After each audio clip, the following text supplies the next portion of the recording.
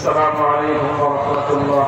وعليكم السلام ورحمة الله وبركاته. إن الحمد لله نحمده ونستعينه ونستغفره ونؤمن به ونتوكل عليه ونشهد أن لا إله إلا الله وحده لا شريك له ونشهد أن سيدنا وسندنا وحبيبنا وطبيب قلوبنا ومولانا محمد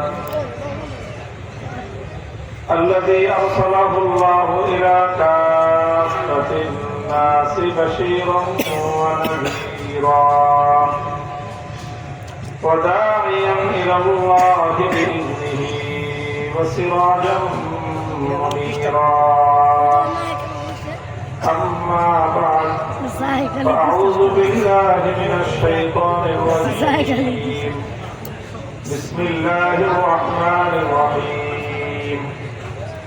الذين إن مكناهم في الأرض أقاموا الصلاة وآتوا الزكاة وأمروا بالمعروف ونهوا عن المنكر ولله عاقبة الأمور. بارك الله لنا ولكم في القرآن العظيم ونفعنا وإياكم بالآيات والذكر الحكيم. اللهم صل على محمد وعلى آل محمد كما صليت على إبراهيم وعلى آل إبراهيم إنك حميد مجيد. اللهم بارك على محمد وعلى آل محمد كما باركت على إبراهيم وعلى آل إبراهيم إنك حميد مجيد. ওলামা পরিষদ মাধবদীর উদ্যোগে আয়োজিত আজিম উস্তাদ ইসলামী মহাসম্মেলনে উপস্থিত সম্মানিত সভাপতি সদরে ইজলাস, দিগার হযরত ওলামায়ে কেরাম, বয়োজ্যেষ্ঠ মুরব্বী সাহেবান, সমবেত ইসলাম প্রিয়, কোরআন প্রেমিক, নবী প্রেমিক, তৌহিদি মুসলমান ভাই ও বন্ধুগণ, পর্দার অন্তরালে ও পাশাপাশিতে অবস্থানরত আমার সম্মানিত মা ও বোনেরা, দীর্ঘ সময় পর্যন্ত আপনারা দেশ বিদেশের বরেণ্য শীর্ষস্থানীয় ওলামায়ে কেরামের কাছ থেকে অনেক মূল্যবান আলোচনা শুনেছেন। মাহফিলের সর্বশেষ পর্যায়ে আপনাদের সম্মুখে আরো কিছু কথা বলবার জন্য আমার নাম ঘোষণা করা হয়েছে। সে অনুযায়ী আমি আপনাদের সম্মুখে খুতবার মধ্যে পবিত্র কোরআন কারীমের সূরাতুল হজ্জের 41 নম্বর আয়াতটি তেলাওয়াত করেছি। এই আয়াতকে সামনে রেখে বর্তমান বাংলাদেশের জাতীয় প্রেক্ষাপটে আমাদের করণীয় আল্লাহর কোরআনের নির্দেশনা সম্পর্কে কিছু আলোকপাত করার চেষ্টা করব। আল্লাহ পাক রব্বুল আলামিন আমাকে প্রয়োজনীয় সব কথাগুলো আপনাদের সামনে বলার তৌফিক দান করেন। আল্লাহ পাক রব্বুল আলামিন কোরআনে কারীমের বিভিন্ন আয়াতে বিভিন্ন জায়গায় মুমিনদের, মুসলমানদের নানা বৈশিষ্ট্যের কথা আল্লাহ বলেছেন, যে মুমিনদের আমল কেমন হবে, মুমিনদের আচরণ কেমন হবে, মুমিনদের চলাফেরা কেমন হবে, মুমিনদের কথাবার্তা কেমন হবে, এগুলো বিভিন্ন জায়গায় আল্লাহ পাক আলোচনা করেছেন। আমার আলোচ্য আয়াতের মধ্যে, তেলাওয়াতকৃত আয়াতের মধ্যে আল্লাহ পাক রব্বুল আলামিনের এই আয়াতে আল্লাহ মুমিনদের একটা বিশেষ অবস্থায় বৈশিষ্ট্যের কথা আল্লাহ বলেছেন। আল্লাহ বলেন, আল্লাযীনা ইন মাক্কান্নাহুম ফিল আরদি আকামুস সালাতা ওয়া আতাউয যাকাতা ওয়া আমারু বিল মা'রুফি ওয়া নাহাউ আনিল মুনকার। যে ঈমানদার তো তারা যাদেরকে আমি আল্লাহ ক্ষমতা দিলে, আমি যদি ঈমানদারকে কি দেই, ক্ষমতা দেই, তাহলে সেই ইমানদাররা ক্ষমতা পেয়ে কি করবে? তারা ক্ষমতার মাধ্যমে কি করবে? আল্লাহ সেই কথাটা এখানে উল্লেখ করেছেন এবং উল্লেখ করতে গিয়ে আল্লাহ পাক সুনির্দিষ্টভাবে 4টি কাজের কথা উল্লেখ করেছেন যে ইমানদাররা ক্ষমতা পেলে ক্ষমতার মাধ্যমে তারা একে একে 4টি কাজ বাস্তবায়ন করবে। 1 নম্বর হলো আকামুস সালাত, তারা সমাজে নামাজ কায়েম করবে। 2 নম্বর হলো আতাউজ যাকাত, তারা সমাজের মধ্যে যাকাতের বিধান বাস্তবায়ন করবে। 3 নম্বর হলো আমারু বিল মারুফ, তারা মানব সমাজে মানুষের মধ্যে ভালো কাজের সৎ কাজের আদেশ জারি করবে। 4 নম্বর হলো ওয়ানাহাউ আনিল মুনকার, তারা যাবতীয় অন্যায় এবং পাপাচারের বিরুদ্ধে নিষেধাজ্ঞা জারি করে দিবে।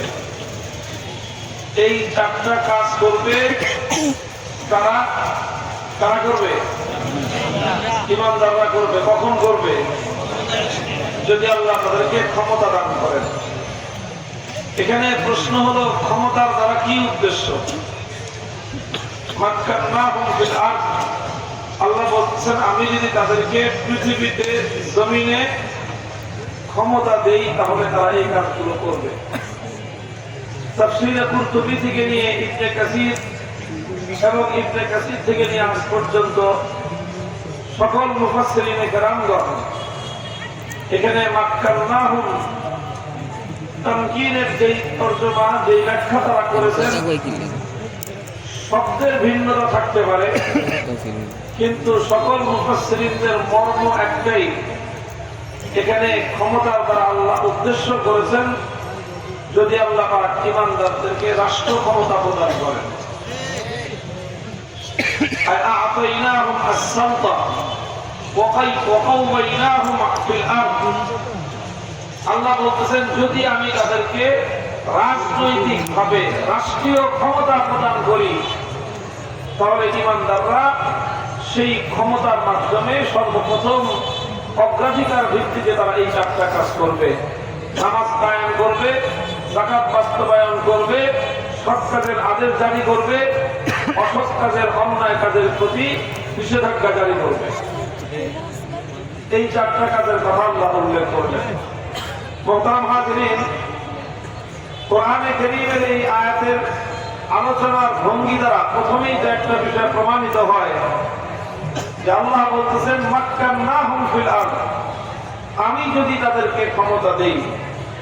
এখান থেকে বোঝা যায় প্রকৃত অর্থে ক্ষমতার মালিক কে? আল্লাহ। ক্ষমতা দেন কে? আল্লাহ। আবার ক্ষমতা চাইলে কেড়ে নেন কে? আল্লাহ। আল্লাহ যখন কাউকে ক্ষমতা দিতে চান, দুনিয়ার সমস্ত মানুষ চাইলেও আল্লাহ পাকের ইচ্ছাকে তারা প্রতিহত করার সক্ষমতা রাখে না।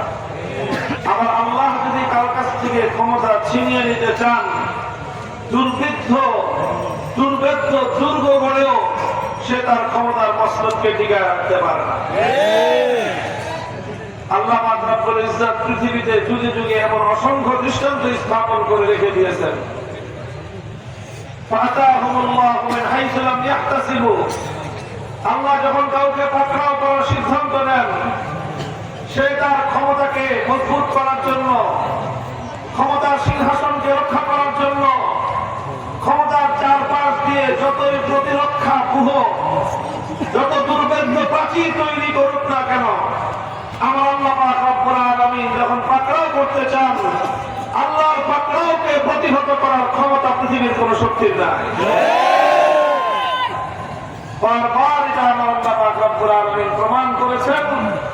সর্বশেষ বাংলাদেশের মানুষের জন্য আল্লাহ পাক রব্বুল আলামিন 2024 সালের 5ই আগস্ট তার জীবন্ত দৃষ্টান্ত আল্লাহ দেখিয়ে দিয়েছেন।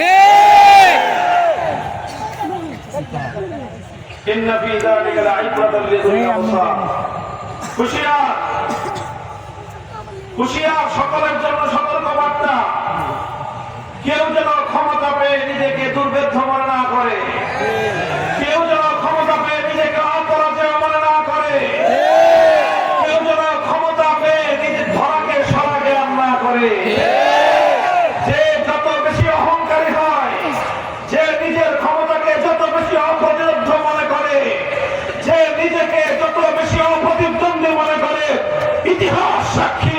তার পতন এবং তার পরিণাম তত ভয়ঙ্কর ভাবে হয়।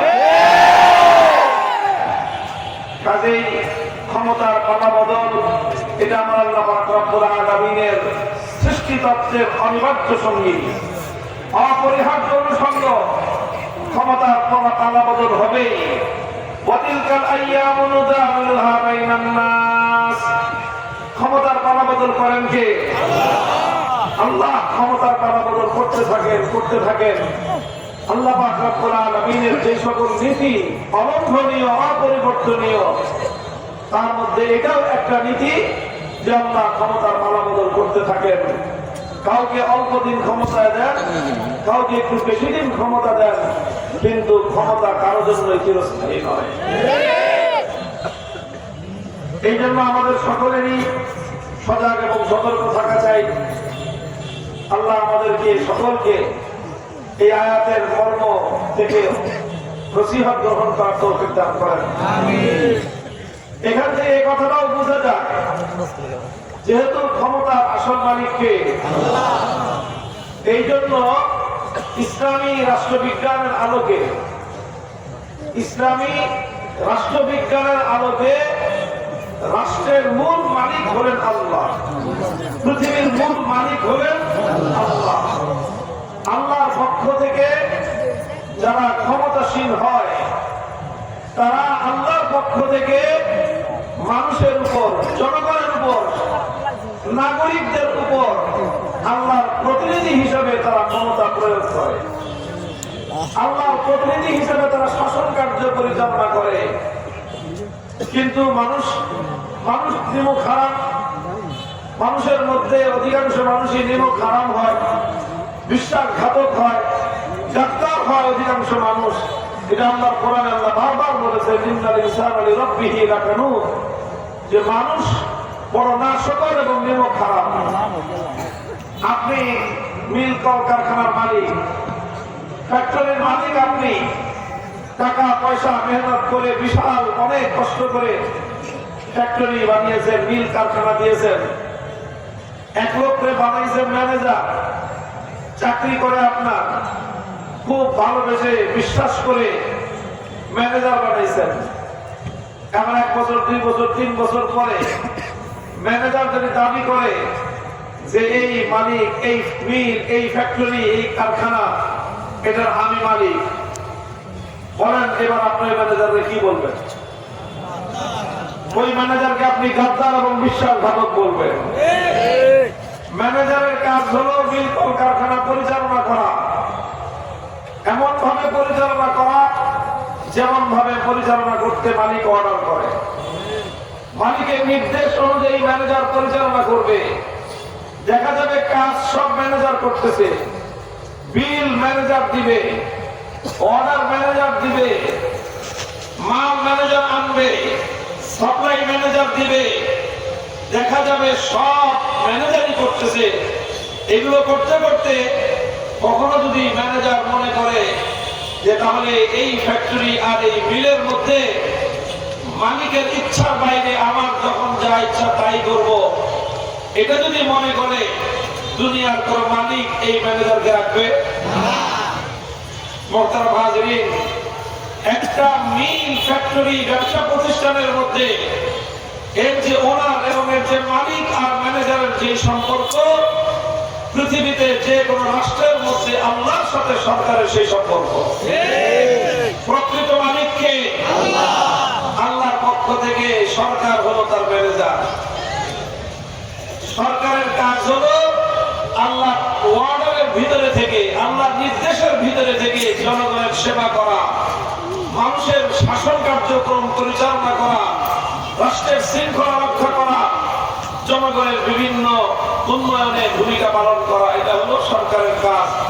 আল্লাহর আইনের বিরুদ্ধে কোন আইন জারি করা, আল্লাহর হুকুমের বিরুদ্ধে বিদ্রোহ ঘোষণা করা, আল্লাহর কোরআনের আইনকে উপেক্ষা করে নতুন আইন তৈরি করার নামই হলো গাদ্দারি আর বিশ্বাসঘাতকতা। মোহতারাম হাজিরিন, কাজে এই জন্য ইসলামী রাষ্ট্রবিজ্ঞানের মূল বুনিয়াদ হলো এই জায়গায়। পৃথিবীর মানব রচিত প্রতিটি মতবাদ, প্রতিটি রাজনৈতিক মতবাদের সাথে ইসলামের মূল পার্থক্য এই জায়গায়। গণতন্ত্র বলে গভর্নমেন্ট অফ দ্য পিপল, জনগণ হলো ক্ষমতার মালিক, ইসলাম বলে ক্ষমতার মালিক আল্লাহ।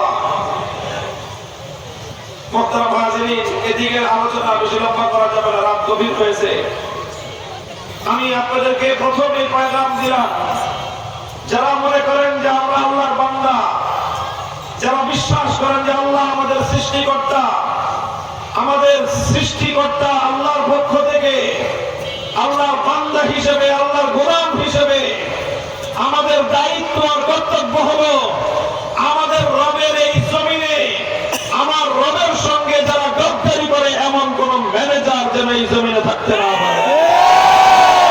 আল্লাহর আইনকে উপেক্ষা করে, আল্লাহর জমিনে আল্লাহর সঙ্গে বিদ্রোহ করে, আল্লাহ বান্দাদেরকে যারা নিজেদের গোলামে পরিণত করতে চায়, সেই খোদাদ্রোহী ক্ষমতা দখলকারী সকল অপশক্তির বিরুদ্ধে আমাদেরকে লড়াই করার জন্য প্রস্তুতি গ্রহণ করতে হবে।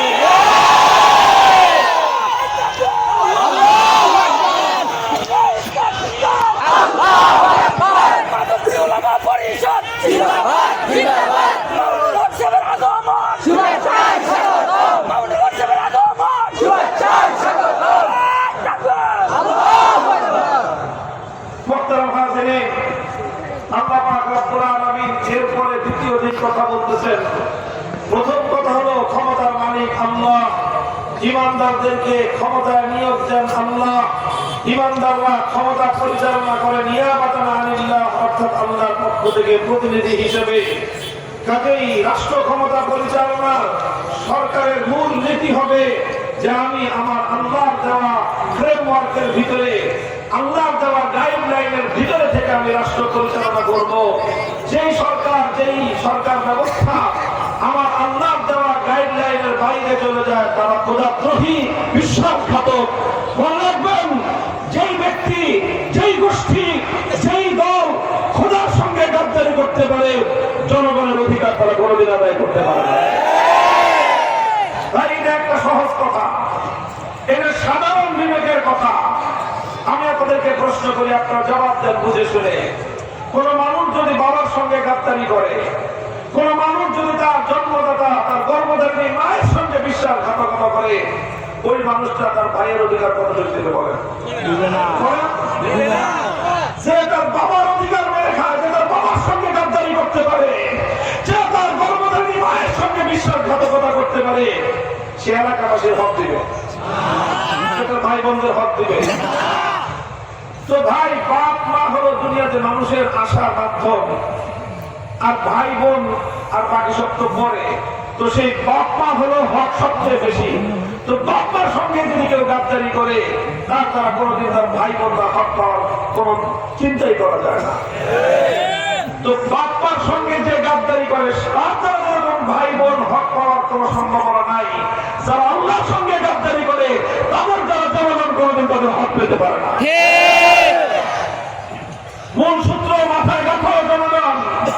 হে আমার বাংলা তৌহিদি জনতা, আমার প্রাণ প্রিয় দেশবাসী, তোমরা একটা কথা তোমাদের হৃদয়ে গঠিত করে রাখো, আমি তোমাদের ভাই। আমরা আলেম সমাজের পক্ষ থেকে তোমাদেরকে একটাই নসিহত করতে চাই, একটাই উপদেশ দিতে চাই। যারা খোদার সঙ্গে গাদ্দারি করে, যারা আল্লাহর আইনের বিরুদ্ধে আইন তৈরি করে, যারা আল্লাহর জমিনে আল্লাহর আইন উপেক্ষা করে, আল্লাহ রাষ্ট্র ব্যবস্থায় আল্লাহর জমিনে যারা খোদার সঙ্গে গাদ্দারি করে সমাজ পরিচালনা করে, তাদের দ্বারা দেশের জনগণ কোনদিন প্রকৃত অধিকার পেতে পারে না।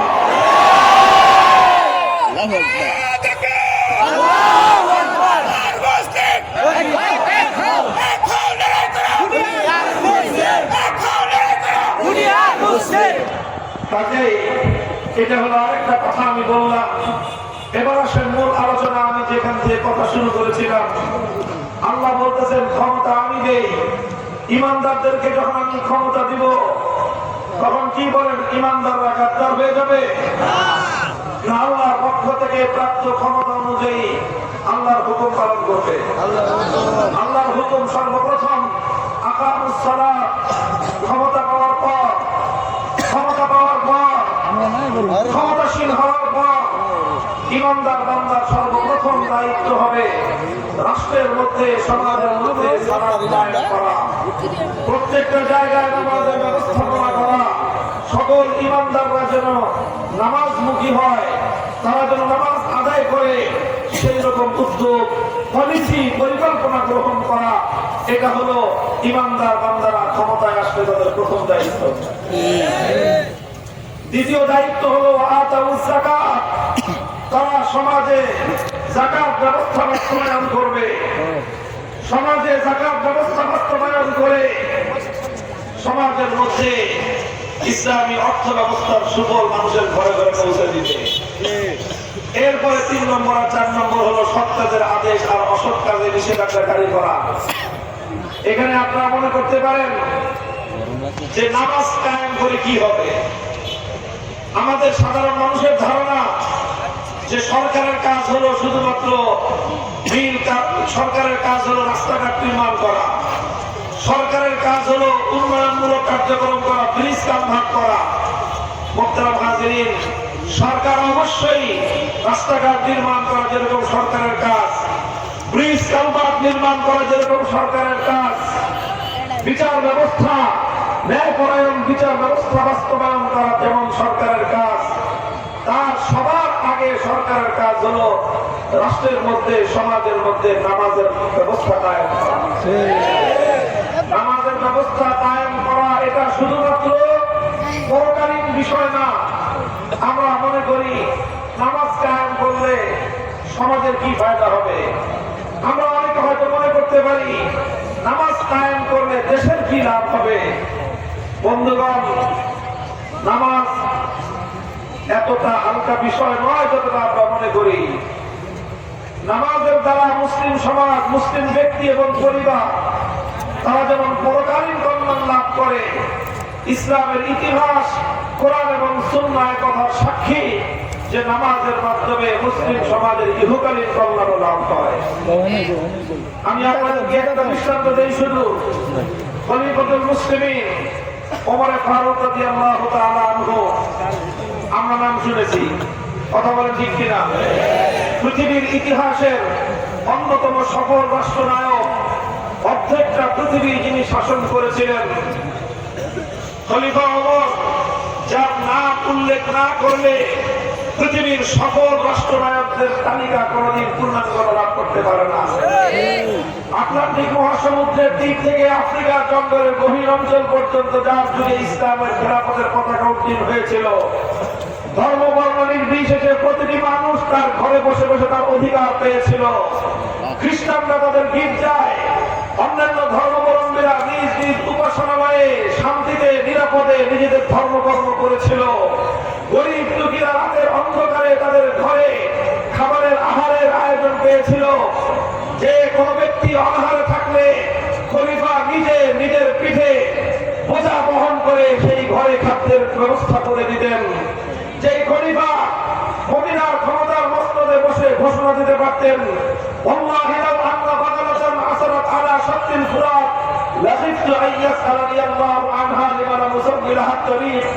খোদার কসম, যদি সেই সুদূর ফোরাতের তীরে একটি গাধা বোঝা বহন করে পথ চলতে গিয়ে পথটা আঁকাবাঁকা এপরসেন্ট হওয়ার কারণে হোঁচট খেয়ে পায়ে ব্যথা পায়, আমার ভয় হয় আল্লাহ পাক রব্বুল আলামিন আমাকে এই জন্য জিজ্ঞাসা করবেন যে ওমর, তোমার বাড়ির রাস্তাটা তুমি মসৃণ করেছিলা, বছরে 2 বার এই মাথার ওই মাথায় কার্পেটিং করেছো তোমার বাড়ির রাস্তার সামনে দিয়ে, অথচ সেই সুদূর ফোরাতের একটা তৃণমূল অঞ্চলে আমার একটা অবলা প্রাণী গাধা তোমাদের বোঝা বহন করতে গিয়ে সে তার পায়ে কেন ব্যথা পেল? জবাব দাও। এত জবাবদিহিতার ভয়ে তিনি ভীত ছিলেন। কেমন রাষ্ট্র তিনি গঠন করেছিলেন? স্বাভাবিকভাবেই এখানে কৌতূহল জাগে যে কিভাবে তারা এতটা সফল রাষ্ট্র পরিচালনার ব্যবস্থা করতে পেরেছিলেন, সফলতার মূল বিষয়গুলি কি ছিল। আমি আপনাদেরকে খলিফা ওমর রাদিয়াল্লাহু আনহুর রাষ্ট্র পরিচালনার মূল নীতিগুলোর মধ্য থেকে একটা নীতির একটু উদ্ধৃতি দেই। বুখারী শরীফের হাদিসের মধ্যে বর্ণিত হয়েছে, খলিফা ওমর তিনি খেলাফতের মসনদে আসীন থাকা অবস্থায় গোটা ইসলামী খেলাফতের প্রতিটি গভর্নরের নিকট সকল সরকারি কর্মকর্তা কর্মচারীদের প্রতি, সকল গভর্নর এবং শাসকদের প্রতি তিনি একটা সার্কুলার জারি করেছিলেন, রাষ্ট্রীয় ফরমান জারি করেছিলেন। সেই রাষ্ট্রীয় ফরমান এর ভাষা ছিল বুখারীর হাদিসে বর্ণিত হয়েছে। তিনি লেখেন, ইন্না হাক্কা উমুরিকুম ইনদি as-সালাহ ফামান হাফিজাহা ফাহুয়া লিমা সিওয়াহা আহফাযু ওয়া মান দায়্যাহা ফাহুয়া লিমা সিওয়াহা আদিয়াউ। খলিফা ওমর তার গভর্নরদেরকে বলেছিলেন, হে মুসলিম বিশ্বের গভর্নররা, হে মুসলিম বিশ্বের শাসক গোষ্ঠী, আমি তোমাদেরকে বলছি, তোমাদের খলিফা হিসেবে আমার দৃষ্টিতে তোমরা যারা রাষ্ট্রীয় গুরুত্বপূর্ণ পদে দায়িত্ব পালন করছো, তোমাদের সবচেয়ে গুরুত্বপূর্ণ কাজ হলো যথাযথভাবে নামাজ বাস্তবায়ন করা। কারণ কি? এরপর তিনি নিজে বললেন, ফামান হাফিজাহা, যেই গভর্নর, যেই সরকারি কর্মকর্তা সে তার নামাজকে যথাযথভাবে বাস্তবায়ন করবে, ফাহুয়া লিমা সিওয়াহা আহফাযু, সে তার প্রতিটি দায়িত্বের ক্ষেত্রে, জনগণের প্রতি প্রতিটি কর্তব্য পালন করার ক্ষেত্রে আরো বেশি যত্নশীল হবে। যে নামাজে যত্নশীল সে তার ব্যক্তিগত দায়িত্ব পালনে যত্নশীল, যে নামাজে যত্নশীল সে তার অফিসের টাইম মেনটেন করার ক্ষেত্রে যত্নশীল, যে নামাজের ক্ষেত্রে যত্নশীল সে সরকারি প্রতিটি পাই পাই খরচ করার ক্ষেত্রে যত্নশীল, যে নামাজের ক্ষেত্রে যত্নশীল সে জনগণের হক জনগণকে বুঝায় দেওয়ার ক্ষেত্রে আরো বেশি যত্নশীল হবে। ওয়ামান দায়্যাহা ফাহুয়া লিমা সিওয়াহা আদিয়াউ। আর যে ব্যক্তি নামাজের প্রতি যত্নহীন, যে নামাজকে নষ্ট করবে, সে শুধু নামাজকে নষ্ট করবে না, যার দ্বারা নামাজ নষ্ট হবে তাকে জনগণের দায়িত্ব দিলে তার দ্বারা জনগণের দায়িত্ব সঠিকভাবে পালিত হবে না। যে নামাজকে নষ্ট করবে তার কাছে জনগণের আমানত দিলে জনগণের কাছে সে আমানত পৌঁছবে না, সে খেয়ানত করবে। যে নামাজের প্রতি যথাযথ দায়িত্ব পালন করবে না তাকে কোনো ব্রিজ বানানোর দায়িত্ব দিলে সেই ব্রিজের মধ্যে রডের বদলে বাঁশ দিবে। নামাজের প্রতি দায়িত্ব জ্ঞানহীন তাকে রাস্তা বানানোর দায়িত্ব দিলে জনগণের পয়সা দিয়ে কেনা বিটুমিন আর আলকাতরার জায়গায় কেরোসিন তেল ঢালবে। এই জন্য খলিফা ওমর বলেছিলেন যে আমার কাছে রাষ্ট্রীয় শাসনের দায়িত্বশীল পরীক্ষা করার প্রধান মানদণ্ড হলো নামাজ। যারা নামাজ সুন্দরভাবে কায়েম করবে তারা রাষ্ট্রীয় দায়িত্ব যথাযথভাবে পালন করবে, আর যারা নামাজ কায়েম করার ক্ষেত্রে গাফলতি করবে তাদের দ্বারা জনগণ কোনদিন প্রকৃত অধিকার লাভ করতে পারবে না। মুহতারাম হাজিরিন, এটা শুধুমাত্র গল্পের কথা নয়, এটা শুধুমাত্র ডায়ালগ নয়, এটা ইসলামী ইতিহাসের যে চূড়ান্ত বাস্তব কথা। সহিহ বুখারীর মধ্যে বর্ণিত খলিফা ওমরের সেই ঐতিহাসিক উদ্ধৃতি আজ উম্মতে মুসলিমা একবিংশ শতাব্দীতে যদি তোমরা মাথা উঁচু করে বিশ্ব দরবারে সসম্মানে দাঁড়িয়ে যেতে চাও, বিশ্ব দরবারে সম্মানের আসন যদি অর্জন করতে চাও, রাষ্ট্রীয় পর্যায়ে গোটা দেশে প্রশাসন যন্ত্রে এমন দায়িত্বশীল নিয়োগ করার ব্যবস্থা করো যাদের দ্বারা প্রতিটি অফিস, প্রতিটি আদালতে, সরকারি প্রতিটি সেক্টরে সর্বপ্রথম অক্ষরে অক্ষরে নামাজ কায়েম হবে। মনে রেখো, নামাজ শুধুমাত্র মুসলমানের আখিরাতের মুক্তির চাবিকাঠি নয়। যে নামাজ আমার জন্য তোমার জন্য জান্নাতের দরজা খুলবে, সেই নামাজের মাধ্যমেই এই পৃথিবীতে আমরা শান্তি সমাজ করতে পারি। সেই নামাজের মাধ্যমে নীতিবান আমরা একটি জাতি গঠন করতে পারি। সেই নামাজের মাধ্যমেই অন্যায় এবং অশ্লীলতা মুক্ত একটি প্রজন্ম, একটি দেশ এবং একটি সমাজ আমরা করতে পারি। আল্লাহ কোরআন দায়িত্ব নিয়েছে, ইন্নাস সালাতা তানহা আনিল ফাহশাই ওয়াল মুনকার। তোমরা নামাজ কায়েম করো। অন্যায় রোধ করতে পারতেছো না, দুর্নীতি রোধ করতে পারতেছো না, জাতির মধ্যে সরকারি চুরি ডাকাতি বন্ধ করতে পারতেছো না, জনগণকে নামাজে